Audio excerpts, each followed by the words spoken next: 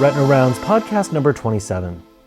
This week, we're honored to welcome a very special guest to Retina Rounds, Dr. Rishi Singh, the incoming chair of the Department of Ophthalmology at Mass General Brigham and Harvard Medical School. Dr. Singh has been a giant in medical education, retina research, and healthcare leadership, having served as Professor of Ophthalmology at the Cleveland Clinic Cole Eye Institute, Vice President and Chief Medical Officer of the Cleveland Clinic Martin Health System, as well as founder and president of the Retina World Congress. In this episode, Dr. Singh discusses the evolving demands on leaders in ophthalmology and the importance of pursuing one's passions to achieve professional success. Let's check it out. Welcome, everybody, to our weekly Retina Rounds podcast. It's a great pleasure to have an old friend, Rishi Singh, joining us today. Rishi is an accomplished vitreoretinal surgeon and has become in recent years a leader in both academic retina and academic ophthalmology, as well as hospital administration. So Rishi, welcome to Retina Rounds. Thank you for having me, Steve. It's a great pleasure. It's a great pleasure. You know, I tend to start off these podcasts asking people about their journey and then delve into some personal philosophy as well as treatment issues. And so for you, why don't you tell our listeners where you grew up and how you became interested in medicine and then into retina in particular? Yeah, sure. I actually grew up in New Hampshire. I'm a native New Englander, actually, by origin. And what actually drew me to medicine was probably in high school, where I was volunteering in a hospital and realized how much you could change people's lives with just simple things you did. It was one of those situations where, you're just a candy striper, but just not a candy striper. You do things like, wheel patients to their next destination, whether it's a radiology exam or to discharge or to the things. And those can be very joyful, and those can be very impactful, and those can also be very emotional. And for me, I realized how much welfare improvement we could provide in medicine in general. And then subsequent to that, when I came to medical school, realizing how much of a welfare impact ophthalmology surgeries could have on people, and particularly retinal surgeries and retinal therapeutics, which at the time weren't a huge amount, as you know, many 25, 30 years ago. We didn't have a lot when we started, but look at where we are today, and look at the impact we've all had on patients. It is amazing. And I think for you, the theme seems to be impact, and your career has been remarkably impactful, but it doesn't surprise me that your motivation comes from the ability to have an impact. Tell us about where you went to medical school and who was it in ophthalmology that got you first excited about it? Yeah, so it was, I was at Boston University for undergrad and graduate school. I was in one of those tracks that get you all the way through from the beginning. And I had decelerated for a year and worked with a researcher under an RPB grant for a year, fellowship grant. So I decelerated in medical school between my second and third year. And I'd spent time with a PhD researcher in my laboratory. Her name was Dr. Vickery Trinkus Randall. She's still around today at BU. And she was so helpful at guiding me in a career of scientific investigation, really trying to understand the underpinnings of the time of corneal wound healing. That was what we had focused on in the lab. And then that became the basis for potentially a therapeutic. Seeing like the animal models and the tissue culture models and equating them then to the clinic was where the translational research really just sparked my interest in this field and continued my journey into the science of it. And so you did the 6-year, or in your case, 7-year program with a year of research. I don't think it's deceleration. I think it's acceleration. I always am positive about people taking time off to research, and we'll come back to that. And then you finished there, and then where did you go from BU? Residency at Mass Heinier. Spent really 3 wonderful years there with the luminaries of our field, Tonya Damas, Dimitri Azar, Klaus Dolman, Kathy Colby, Deborah Langston, so many people. Joan Miller was there at the time. She just became chair. Fred Jacobiak was still there. So there, Evan Gergudis. Evan Gergudis. I mean, the net list is so Simmons Lascelles. I mean, the list Yeah. is like I couldn't even begin. I mean, these were people that had developed the textbooks in ophthalmology and all of their specific fields. I mean, I'm probably missing some people, so my apologies for those I'm missing. But just wonderful, impactful situation. And then I was lured. Was Dean there yet? Do you know Dean it? was not there. No, no. Dean came probably much later than that. But and then I was lured over to Cleveland Clinic, and it was really a combination of people there. Peter Kaiser, Hillel Lewis, Jonathan Sears were the people that were there. Andy Shackett was there, and really have helped educate me at the time of my fellowship there. And I said Cleveland was a 2-year plan. My wife had said to me, "You have 2 years in Cleveland. We're going back to Boston." And 20 plus years later, we were still here. So. Well, Rock and Roll Hall of Fame. Mm. Now you're in it, and so I always refer to the Mass Eye and Ear as sort of the candy store of mentors. There are so many giants walking the halls, and their approachability is so great. And Yeah. why don't you share with the audience the job that you've just accepted? Yeah, so I am the incoming chair of Mass Eye and Ear. And I will be the professor of ophthalmology at Harvard Medical School. I'll be overseeing all of the Harvard hospitals now. So we have many hospitals under the Harvard umbrella: Children's Hospital, our hospitals, Beth Israel Deaconess Hospital, our Joslin Diabetes Center. So I am the leader of that group now. That's a not small job, Rishi. And is it resonating at home? It is. I just honestly, I'm still in utter humbleness and honor. Yeah, this is a job of my dreams. It's what I really wanted to do ultimately in my career goals. I got sidetracked for a while in a good way. I was a hospital administrator for the past 3.5 years.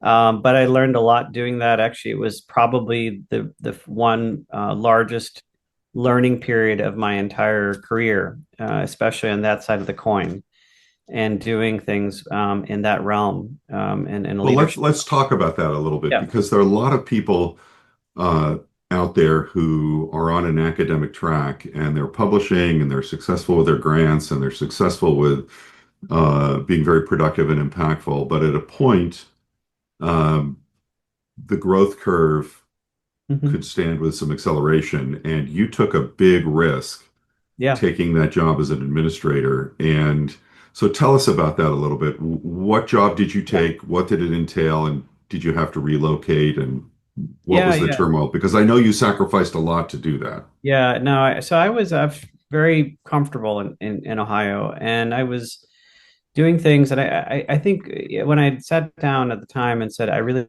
want to be a department chair, what does that look like now? The department chairs of the past are not the ones of the future. We have to deal as department chairs with the financial aspects of our departments ever so more tightly than before.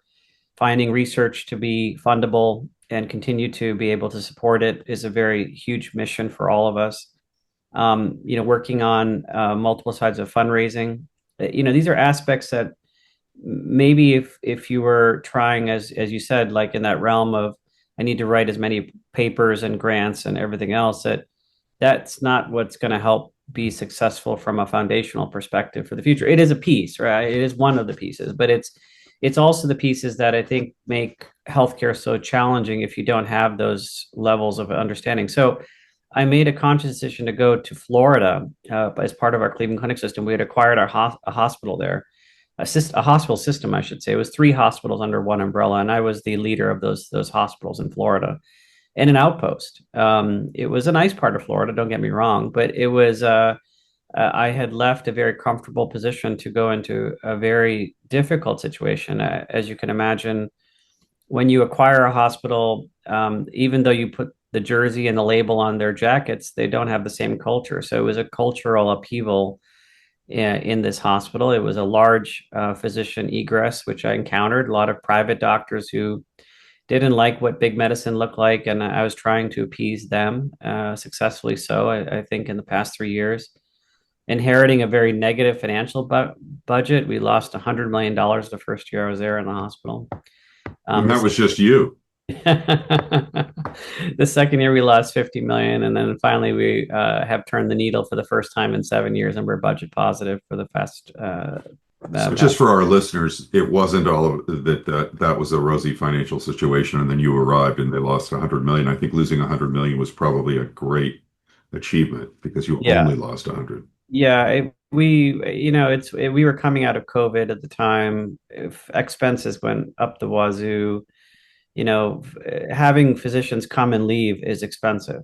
It was something that I really garnered enough understanding of to really say, listen, keeping people in your walls is very important, and as much as you can try to do to encourage them to stay with you is something that can be a huge, obviously, benefit to the patients, but also a very huge cost savings to the organization because you're not offboarding and onboarding new doctors, searching for new ones, trying to find the right fits, all those sort of things. So it was really a fantastic experience, and Cleveland Clinic enabled me to do all that. And I have to say, they took probably a risk on me as much as I did on them. I think it was a very, very equal risk because I'm an ophthalmologist. What does an ophthalmologist know about hospital medicine or inpatient surgical care? But yet, every skill set we have in ophthalmology is completely applicable to this stuff. We run highly efficient clinics. We've mastered ambulatory surgery centers. We've done buy and bill medicine. These are really the foundations for the future of healthcare in many ways. Inpatient surgical procedures and such are going down each year. And so having that skill set, having that background was hugely helpful to me and really helpful to the organization. And hence, I believe I've left it in a much better state in Florida now after 4 years of being there than it was when I first got there. And I'm sure you've grown tremendously and Yeah. had to face innumerable gut-wrenching decisions.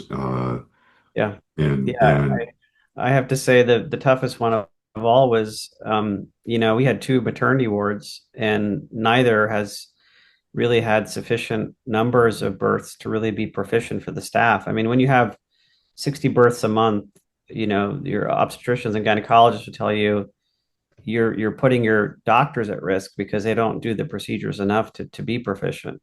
And hence we had to consolidate. And I tell you, Steve, I mean, I had to go to so many town meetings, and there was, picketers outside the hospital at one point. And I mean, these are tough decisions to make, but either we close a unit and keep another one open, or we close everything and, we don't have a hospital anymore in this area. So right. those are the types of decisions we're making. And it was tough. It was really tough for people in the community. So the Cleveland Clinic is obviously one of the great medical institutions in the country, and it's both public, private. Well, it's a combination being public, private, and academic, Yep. and it's straddled that foundational infrastructure for decades. Yeah. Harvard Hmm. is a different beast. In fact, Harvard is a different beast than just about every academic institution. There Yeah. are only a handful of universities that rightfully belong in the same sentence Yeah. as the Harvard and the Harvard health systems. Yeah. And so now, what are the challenges you perceive coming from, as you call it, big medicine to what I call big academia?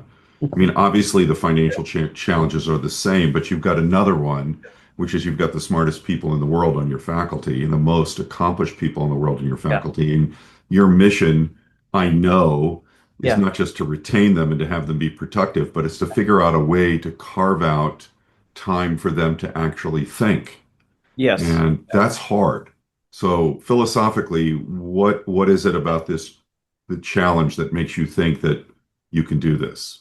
Because I know Well, you can, but I want to hear what you think. yeah. If you look at the way that the Cleveland Clinic is run, and I just give you as a caveat, it's a highly efficient medical system. Yes, we weren't maybe the top of the top for research like Harvard is, but we certainly did a lot of research, and we did it in a very efficient fashion, and we're able to do it alongside good clinical care.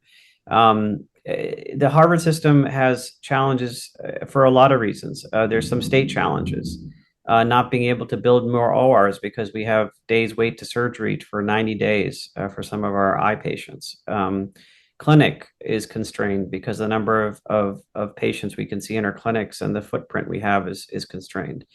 On top of the fact that we are growing at a huge rate. The last year we've grown almost every year for the last 5 years, for that matter. We've grown anywhere from 5 to 10% in We volume. meaning Harvard. Harvard, yeah. Yeah. So we have this huge clinical engine. We have this huge research engine, which is at risk, given all of the changes in the administration activities and so on and so forth.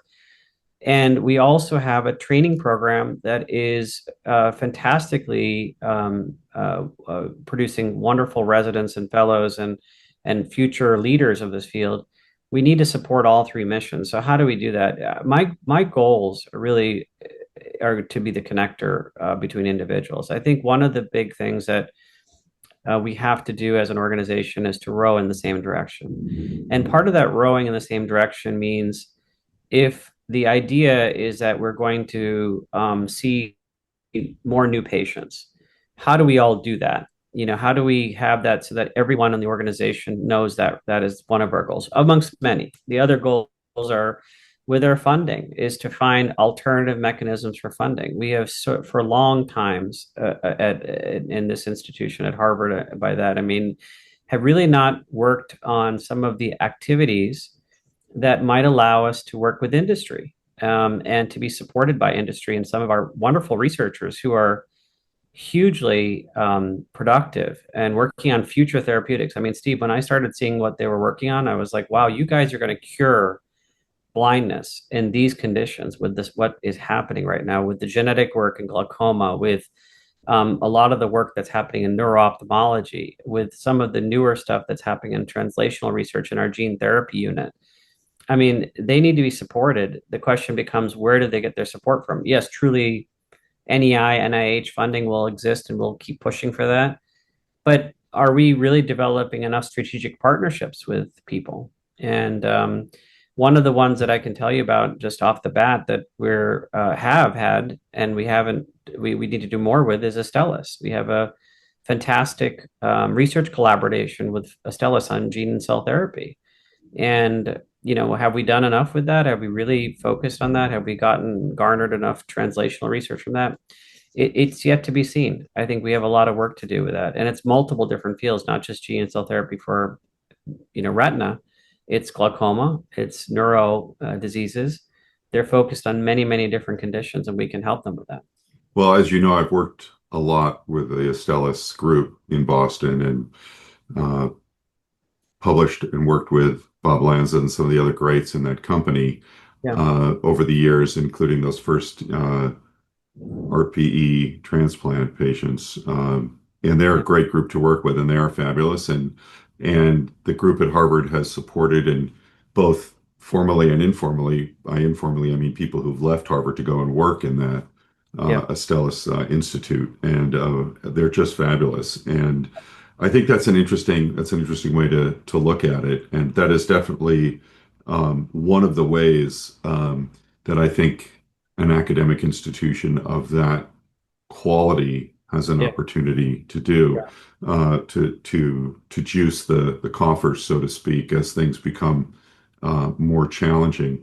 You've Yeah. got such a great group of retina folks there. Yeah. Yeah. Besides Dean, who is just spectacular, and the tumor service is amazing. And one of my personal favorites of the young investigators is Lizzie Rawson, Yeah. who's doing just beautiful work looking at proliferative disease together with Elliot and others. And in Yeah. fact, our foundation awarded her a best paper at Yale, and with a little bit of, sorry, at Vail, not Yale, Yeah. best paper at the Vail Vitrectomy meeting, and she won a research award. And Mhm. I have nothing but respect for your whole group. The challenge for you, of course, is going to be not running them into the ground clinically, carving out Yeah. research support, Yeah. creating an engine that allows them and facilitates grants. And at the same time, as you know, as the chair at Harvard, you're going to be on the national stage. Yeah. And you've cultivated a great relationship with the American Academy of Ophthalmology and the American Society of Retina Specialists and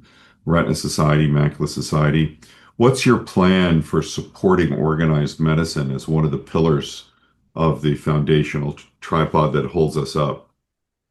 Yeah, so I have to say we owe a debt of gratitude to all these societies that you have belonged to and worked tirelessly with, and I've helped support and work through as well. I mean, they are the reason for why we have our practice environment right now, and our goals are really to leverage our expertise to help them better understand what we can do as a practice. So, as an example, one of the big focuses that Lizzie's focused on, for example, and others at the institution are on our data science work and working on a lot of our big data understandings.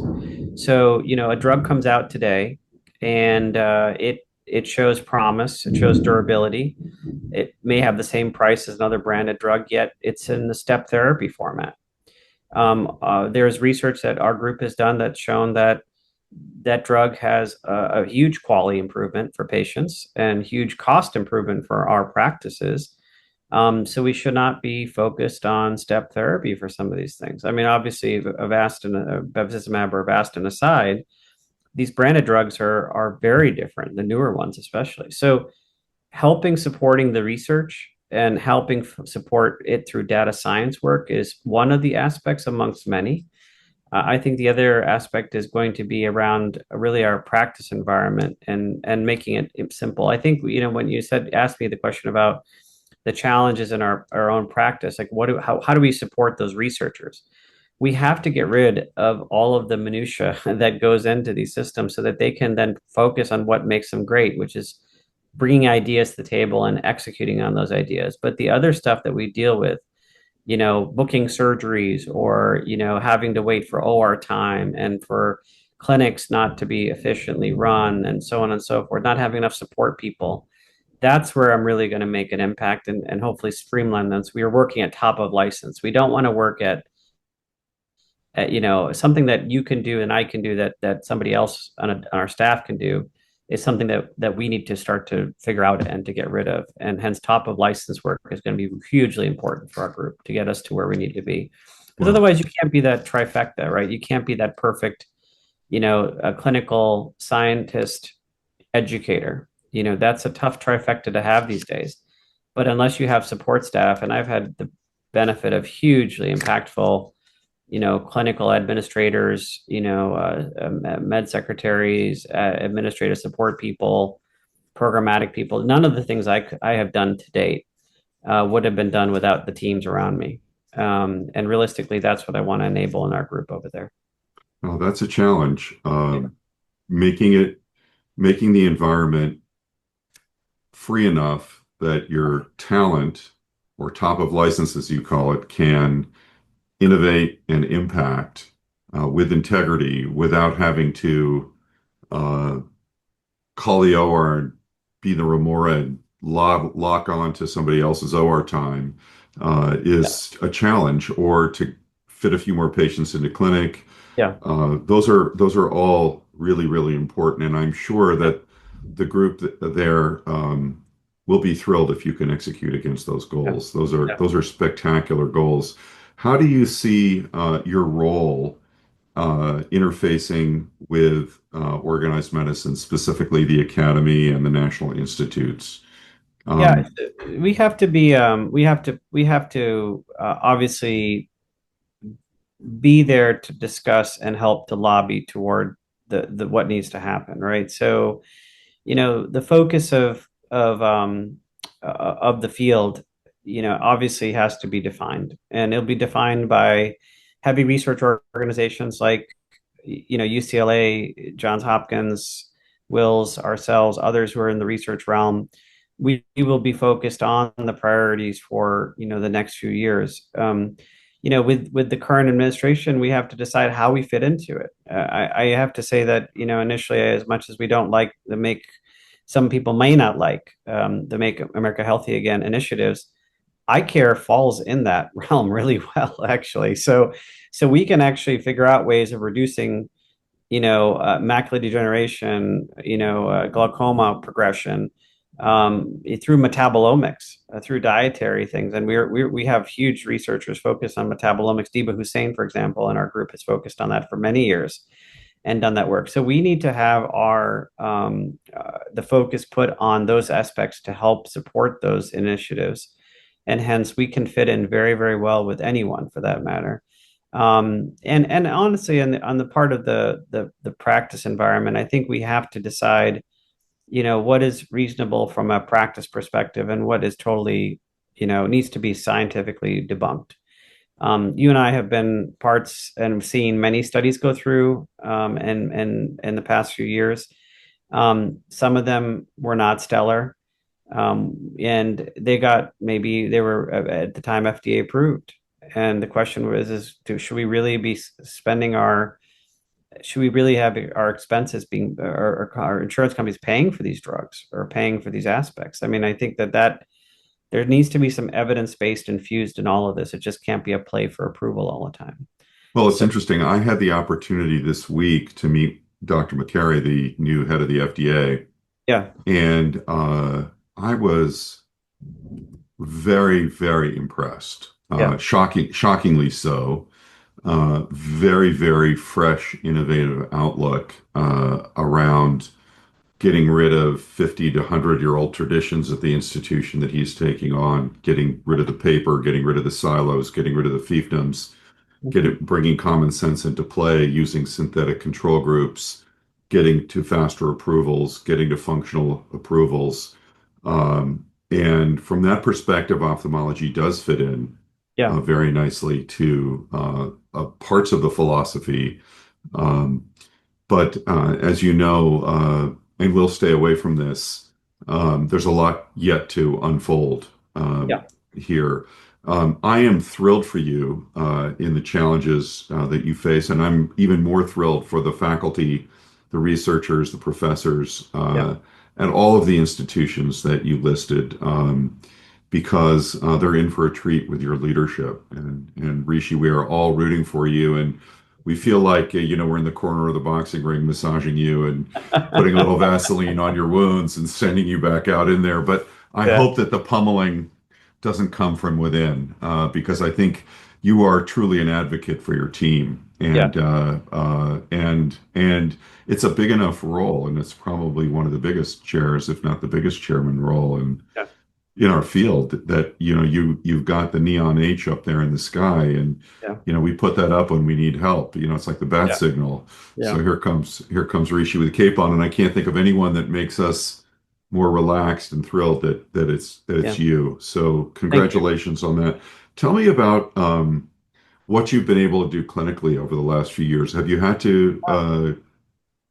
able to continue your clinical practice to some extent? Yeah, so that was Steve a big challenge for me. So I moved to Florida. I was told I was gonna be clinically active. It turned out there was no clinic in Florida, so I had to start it from scratch. That can be a So blessing. it was an absolute blessing. It was a highly efficient, well, according to me, obviously, but highly efficient practice that saw a lot of patients. Initially, I think people questioned, like, what are you doing? You're inheriting a lot of work here. And for me, I had to walk the walk and talk the talk in order for my physician members of my practice, the urologists, the orthopedic surgeons, the cardiothoracic doctors, the cardiologists, because they could then see me in clinic and realize I understood their pain points, and I had to understand their pain points, and hence as a chair, I will still practice when I'm in Boston. But starting from scratch and looking at each and every aspect of what we did and why we did it, and what was extraneous and what needed to be thrown out and what needed to be kept, training individuals. I think it's been incredibly impactful. So yes, for the past 3 years, I've been doing medical retina and surgical retina up in Cleveland, and then I stopped surgical retina about a year ago for a bunch of different issues, and now I'm going to be resuming again surgical retina in a year or so, this year when I get back to Boston. But I had to keep that going. It was a hugely impactful field, and vis-a-vis, I also did continue my research efforts, and the other part I did is I continued my continuing medical education efforts. One of the big aspects to Mass Pioneer and to any institution for that matter is that if you can educate others on the best practices, then you've then given that tenfold out to the wider community rather than that single patient in your office, right? The impact you can have on a broader healthcare community by continuing medical education is huge. And I love doing those programs. I love educating others. I think that there's a fine balance that we can strike because we can educate them on things that are evidence based, and we can be unbiased in that, and it's really great. So that sort of aspect of it that has been in my practice has continued the other way through. So I have been working with industry, advising early phase companies, but also doing CME activities and starting a practice from scratch while running the hospital. And it was really impactful. I think the one aspect of it that I really actually enjoyed, and this is, I think, supportive of the AAO and their aspects too, is how do we work with optometry? Because I did hire an optometrist when I was in Florida, a medical optometrist who helped me. But there are scope concerns in that, I think. And obviously we know those scope concerns. So how do we put those lines in the sand? And we did very well together because they are our sort of advanced practice provider, if you want to call them that. If you have in a clinic, you'd have a primary care doctor and a nurse practitioner. They're sort of our nurse practitioners. And so how do we help them without hurting ourselves? And how do we work together so that we can all work in that same top of license I mentioned to you before? And it was a really educational aspect for me. That's fantastic. And so you're planning on staying busy clinically in Yeah. Boston, Yeah. and you've obviously got a lot of administrative activity. Let's talk, our audience here at Retina Rounds is global, and we've got listeners in China and in all over Asia, all over the Middle East, all over Europe, and all over Latin America and Central America, as well as Mexico. And so when young people in their careers, seek their advice from their mentors. So let's just run through a little bit. You've mentored and trained so many people that have turned out to be great. We've shared a number of them. Some of Yeah. them are still on the faculty in Cleveland, others other places, and they're some of my fondest trainees. And I've seen the polish that they've gotten from working with you. But share a little bit when you've got let's start with a resident who comes to you and says, Dr. Singh, I don't know how to choose a subspecialty, and I don't know whether I want to be in academics or I want to be in private practice or now private equity. What do you suggest to the resident to do at that early stage, even when they're years away from deciding? Yeah. So it's a great question, and it comes up even more now than ever before because of the variations of the practices. And, when you and I were, again, 20 years ago together, when I first met you, 25 years ago, in fact, Steve, Hit me again, yeah. these entities didn't exist at all, right? I mean, they were not even around. But I always Well, the last cycle of private equity was just fading out when you were coming in. So what I always get back to, and this is the way I've run my life, is what makes you happy. And it sounds so simplistic, but it's absolutely the truth, right? Is your happiness derived from a large paycheck, or is it derived from, being in a practice but making potentially less money, but being with friends and colleagues? Is it derived from, being a researcher and being tied to an academic institution because you want a lab and you want, basic science work and you want to be able to do that? There's a whole host of things that make people happy, right? And when I talk to those residents, I talk to the fellows, I talk to the medical students, that to me is the piece that I always tell them. You can go to a fantastic institution for training. It will be in maybe Timbuktu for that person, and they'll be away from their family or their spouse or their significant other, and that might not be palatable. And so I think we make, unfortunately, sometimes decisions based upon what we see as sort of that best, and not necessarily what's best for ourselves. And hence, I've been a big proponent of making sure people realize that they make those decisions and try to make them for their own happiness ultimately. And that's the way I've driven myself through my career. There's been times where I was courted by very, very nice private practice groups, and I didn't go. And what really didn't drive me to them wasn't because I didn't want to be in a private practice. It was because I saw this greater mission in my head that I love teaching, I love educating. Can I still do this if I do that? Can I lead, researchers and connect people and other parts of the organization to make things happen better for the organization? That's what really has driven me through this process. So what I'm hearing is something that we've heard from many of the giants in retina that we've interviewed here on Retina Rounds, and that Yeah. is happiness comes from satisfaction, and satisfaction comes from not only being true to yourself, but giving back to society in ways that are not just for financial remuneration, whether it's organized medicine research, teaching, mentorship, moving the field forward in ways that make you feel good about yourself. And so you try and push that experience into the perspective of your trainees or those seeking advice from you. Is that a Yeah. fair? Yeah, I pushed into my son. My son was a finance major at the Ohio State, and comes back one year and goes, "I want to be pre-med now." And I was like, "Why not?" Why, I thought you were going to be a finance bro. This is going to be great. I was really looking forward to financial advice from you, but it didn't make him happy. It was very much akin to that. He's now, in his junior year of college. He's going to start to get his bearings and apply to medical school in the near term future. But it's true for any of us. It's the way we advise each other, and hence there have been some definite forks in the road where we've made decisions. Both you and I have made decisions where it was for our own good and our own interest ultimately. Well, our own happiness and our own Yeah, yeah, satisfaction, and really yeah, from being privileged enough to be in a position to be able to really give back and affect not only yeah. our patients, but our populations that we care for, and even broader populations, and sometimes even be lucky enough to influence the standard of care. So that's one side of the coin, Rishi. Yeah. Now, you've been on admissions committees for years at the Cleveland Clinic, and I'm guessing that some of what happened at the Cleveland Clinic will translate over to what happens at Harvard's Yeah. multiple programs, but some of it's set in stone. But you've also been at Harvard, so you know. A lot of our listeners want to know, how do I get into Harvard?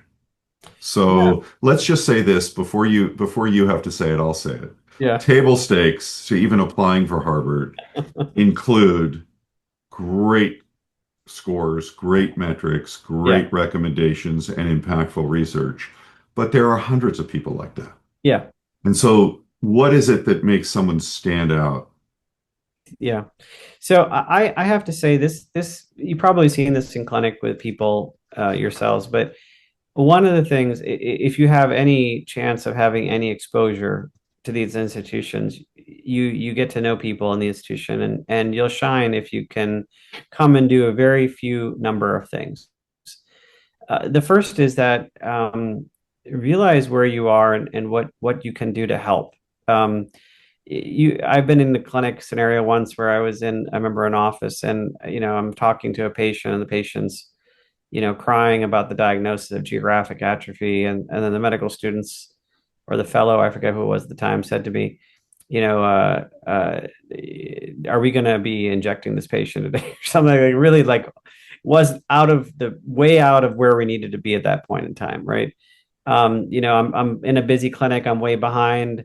I'm running around. I'm trying to get a printer, print out on the printer, and the person is just standing there. These are little things that you can just sort of tell that people have this sort of sense about them that they fall into the flow of the clinic. And I'm not asking to be indentured servitude. That's not it at all. No, I'm Just, hearing you say describing yeah. situational awareness. Situational and clinical awareness is huge. Number one, I would say that. Number two, I think it's about the passion that you show in what you're doing, right? So showing up on time, being there and asking good questions that are not something that you can read in a book. That you really need an expertise of somebody to look Okay, at. so now it's getting interesting. So actual demonstration of original thought. Not ChatGPT, yes, absolutely, because we realize how much it's eroding our brains. But we're really trying to have Actual intelligence you're actual talking about. intelligence, yeah. And honestly, some of the greatest CVs and the greatest long bibliographies of all the stuff they did doesn't make up for being emotionally intelligent and really having that, kind of like uh, personality that we really want to be with. And I'll say this much, I would pick a lesser candidate with lesser scores for a great personality, a great fit with the organization, than a stellar person who is just off the charts at every way. I mean, there's a fine line, I think, between crazy and genius. Sometimes that line gets a little blurry at the top of it, but that's truly it. And I have to say, like, I applied from Boston University to Mass Pioneer. At the time I never knew I was going to match there. But I had great board scores. I had great, um, obviously all the prerequisites, but I had spent some amazing time with people there and really impressed them at the time. And it was Deborah Langston, Klaus Dolman, Tony Adamus, especially. And those individuals really were the supportive nature for me to get into the institution. They wrote my letters for me because I'd spent so much time clinically. So as much as the grades are stellar, their institutions are important. It's really about the person and sort of the fit ultimately. And you assess the fit by most effectively by an audition rotation, is what you're saying. Yeah, and I have to say that this is something we've done a great job of at Mass Pioneer, has really opened ourselves up for rotations. And by the way, for people from other countries too.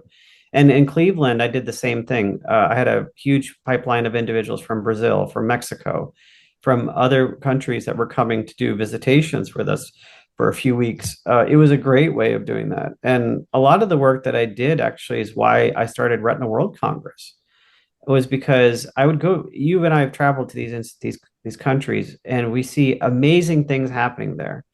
But those individuals don't get podium time necessarily in the U.S. to educate our U.S. audiences as much as we can educate them. So can we find a United Nations of Retina? And that was what Retina World Congress ended up being. Tell us a little bit more about Retina World Congress. For those in our audience who don't know about it, what should they know and are they welcome? Yeah. So this has been a labor of love for over 15 years. And I had an individual who really believed in this concept. And when we sat down with individuals at the ASRS, at the Brazilian Retina Society, at the Latin American Retina Society, they all wanted to participate. And what they were committing to essentially was to say they would all send delegates, send people from their individual organizations. We're now over 50 retina societies strong across the globe, who send in over 170, speakers to our meeting each year. And they all are on the podium presenting really original stuff that we have maybe have never seen before. And it's a fantastic collaboration because things that occur sometimes in Europe or in Asia can teach us what we can do better. And vis-a-vis, sometimes we can teach them some things here that we're learning about. All the time. Yeah. If you're lucky enough to travel the world in the ophthalmology and retina sphere, I promise you, you will learn. Yeah. There is no monopoly on the right way. Absolutely not. And so I think RWC is amazing Yeah. from that perspective. Where is it this year? Fort And Lauderdale. when it, We've kept it in the old Arvo haunted grounds for many years now. And well, those aren't the old Arvo haunted grounds. Those are the semi-old Arvo haunted semi-old. grounds. Those, Right. yes. Yeah. But and when is it this year? It's going to be in May again this year. The Uh-huh. exact dates are we'll be able to send out to people. But the organization has grown so much. I'm now the past president and founder of it over many years. I was the president for two cycles of it, and my role now is minimal compared to it. But it's so great to see, and you've seen this too in your own career. When you can start something and it continues beyond you, it means it actually is meaningful, right? It means it has legs. You don't need to be stewarding it every year and making sure it's running. I don't participate nearly as much as I used to in it, other than the speaker and program, help on the medical program.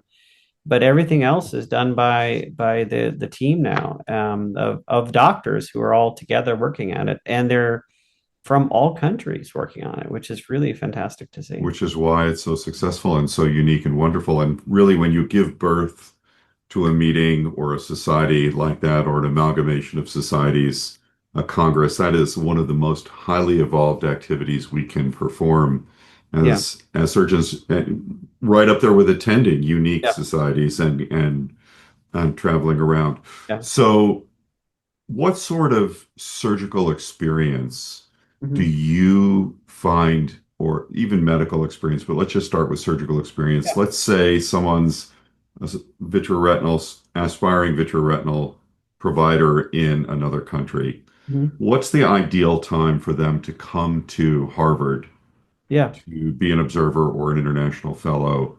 Is Yes. it when they're optimally trained? Is it partway through their training? What is it? What's the optimal time for them to So come? I think it depends on what the end goals are, right? So if the end goal is to be a resident, or to be in our training program, then wholeheartedly I would say, try to come in for one of the fellowship programs we have, and then impress us with those fellowship programs, because we do take, we have taken foreign medical graduates through the fellowship programs in some areas. Research mainly, in that realm, but research does not mean that you can't impress us clinically, right? You're going to be in clinic with us and spend time with us. That will then lead to potentially a residency slot for you in our program. I would say the other aspect of it is coming in for, observerships for a month or 2 months or even 3 months, and spending time with us in Boston, and really understanding what the service is like in all aspects. And that can be done at any given time, even, post, residency work, if that is comfortable to them. It depends on different countries, right? Some countries do these things where they have a very, very, short residency programs. Some have longer residency tracks. You're aware of some of the UK systems that have these combined programs, which is almost like a 6-year program of undergrad and medical school Well, together. you back in the day in the UK, Yeah, it was unlimited. You stayed in your fellowship until the job you wanted came up, yeah, and usually yeah. someone had to die or retire. Yeah, so we see a lot of people coming at different aspects of their career. It just depends on what they're looking for, honestly. Sometimes they just want to come in and spend a period of time and go back to their home countries and say, I spent time here, I learned a lot from here. I was a pupil of, back in the day of that surgeon or this person or whatever it was. That's all they're looking for. And that's okay too. We don't mind that. We're here to educate and we're here to train. And so having them here is really a value add to us ultimately. We know that.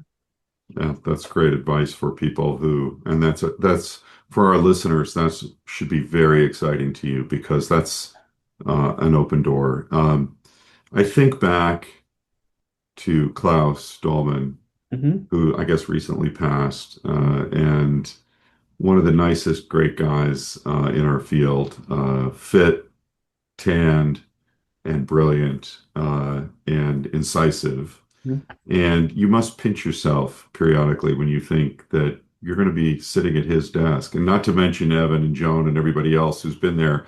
But Klaus, at the time we were coming up, was super formative, and he really was almost like a superhero or a titan. Yeah. And subsequent chairs have done a lot to demystify the job. But what does it feel to you to be taking over that role? Well, I have his great grandson, Thomas Dolman, who's a cornea specialist with our group now. And I have to say he's an epitome of his grandfather at the time. This institution has driven eye care to a great extent, far forward. Some of the first cataract surgeons were at Mass Eye and Ear. Obviously, the pioneering work around angiogenic therapy, photodynamic therapy were done here. Insights into GLP-1s and their effects on the eye have been done by our neuro-ophthalmology service. This group is fantastic. And honestly, I say this, Stephen, in the kindest way.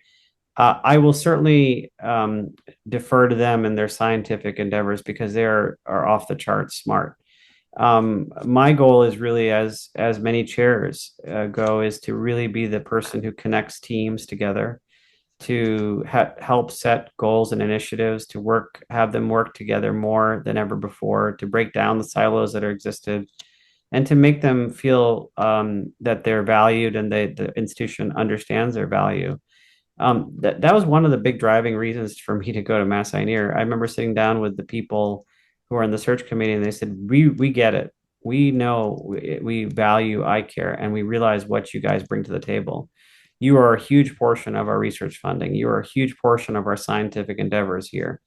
You have fundable labs that are all over the place." They realize how much of a gem this institution is. It's 200 plus years old now, and they wanted to support it. That was really refreshing. In this realm of medicine that we're in, especially when I was in administration.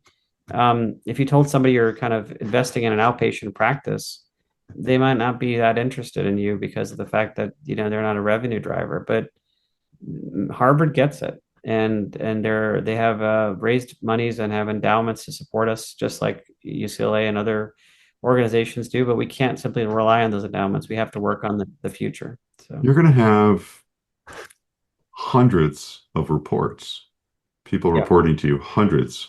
yeah, And so are you anxious about how you might organize I mean, I know you very well, and I can tell the yeah, people at Harvard that your hiring is very hierarchical, but your organizations are very egalitarian, and that's how yeah, you build teams. I mean, you personally, I've seen you yeah, do it, yeah, and from me, that's a big compliment. yeah, And so I know you're going to give people agency, but how are you going to manage it? I mean, that's just organizationally, it must yeah, be besides just the shock of yeah, being the chair, and I say yeah, that to you and yeah, with all the respect possible because it is a yeah, shocking position, no matter who yeah, gets it. yeah, Just the daunting nature of the size of it. I mean, I remember talking to Joan, and I think she had to meet one-on-one with hundreds of people. I mean, two yeah, meetings a day for the year, yeah, just to have the 360 once a year. Um, yeah. Talk So to me about how you're thinking about that. yeah, so I came when I was in Florida. I had 5,000 employees, roughly around 280 doctors when I left there. We doubled the number of doctors in the past 3.5 years being there. We hired that many physicians. Um, and this is something that I really have become very aware of. You have to give leaders and you have to cultivate the next generation of leaders, and you have to give them the latitude to do their work, right? So we have thankfully very intricate org structure already. There's pieces missing from it. I think that will be value add when we get there and do that sort of thing. But those organizational leaders will be the people that I will be meeting with to set the direction. And together, we will set direction. We will determine what needs to be completed and done. And then I will rely on them. I'm not a micromanager, I'm a team player, and I want them to do that. Now, I will make myself available also to meet with those individuals because I think that access to the chair is very important. I don't want anyone to feel like, oh, I can't go to somebody and talk to them. But annual professional reviews, like you said, those are actually hugely impactful times, right? It's a time for you to sit down with an individual doctor, which I plan to do with our team, and say, how are things going? Are we meeting your expectations? Are you meeting our expectations? And hence, what is the feedback on your leader that's leading you? Those are conversations that are just so valuable to have, and we're going to start to have them when we start there. But that's going to help to, I think, create a level of really shared governance in that way. That the shared governance will be that the service line leaders will work alongside me, and they'll be all feeling like we're, again, wearing the same jersey, understanding what we're getting toward, and working in the same direction. And vis-a-vis, I think that that's going to be a way to sort of diffuse that work. By the way, I wouldn't have signed up for this job if I didn't expect it to be a night and weekend proposition either. So I'm well aware of the time commitment, but I think you have to do this. This is where the physicians and what we're dealing with is our single most important resource in the entire place.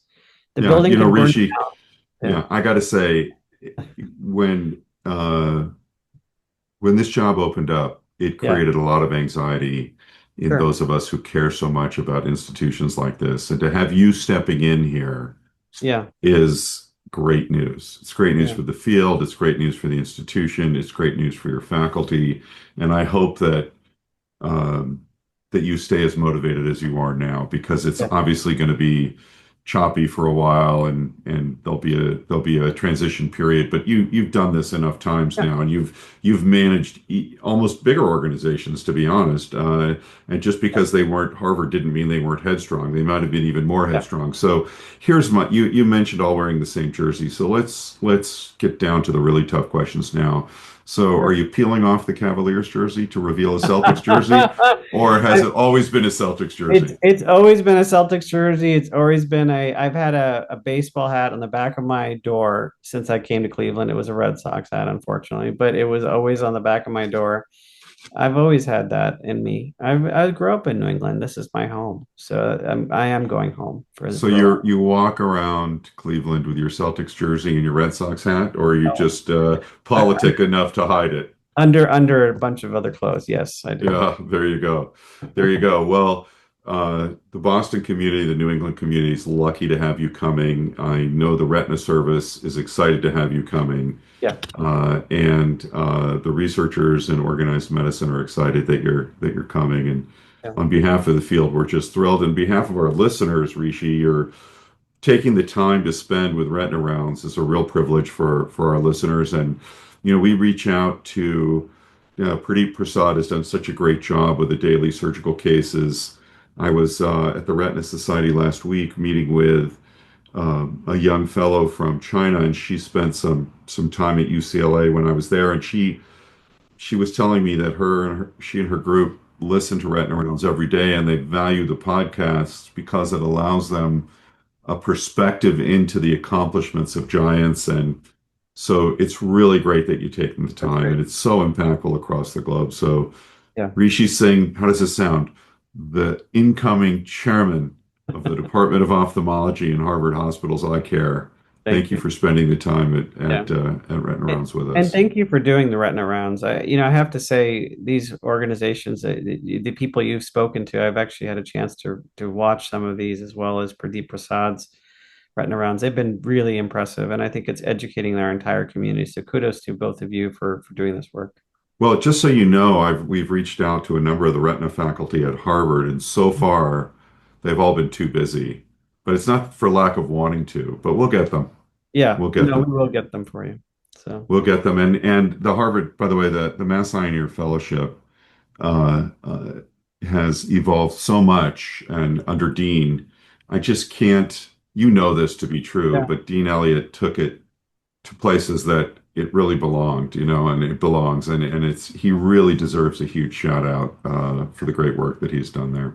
yeah. I think one of the big, really other contributions has been our surgical training program, which we offer to all the new residents and fellows coming in for each year in July. And it's in Boston. It's a fantastic program. They've run it for the Harvard Vitrectomy course for the past probably 4 or 5 years, and it's been now chaired by John Miller and a few others. Lizzie Rawson is on the roster as well, and a few others are joining there. Nemo Patel.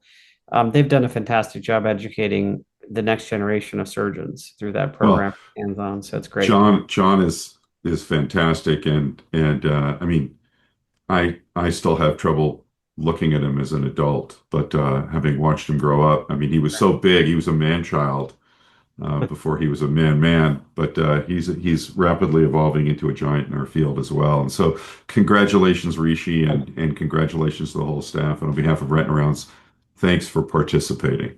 Thanks for having me. If you enjoyed this video, please visit us at RetinaRounds.com. There you can sign up for our email list. You'll get a notification every time a new video is posted.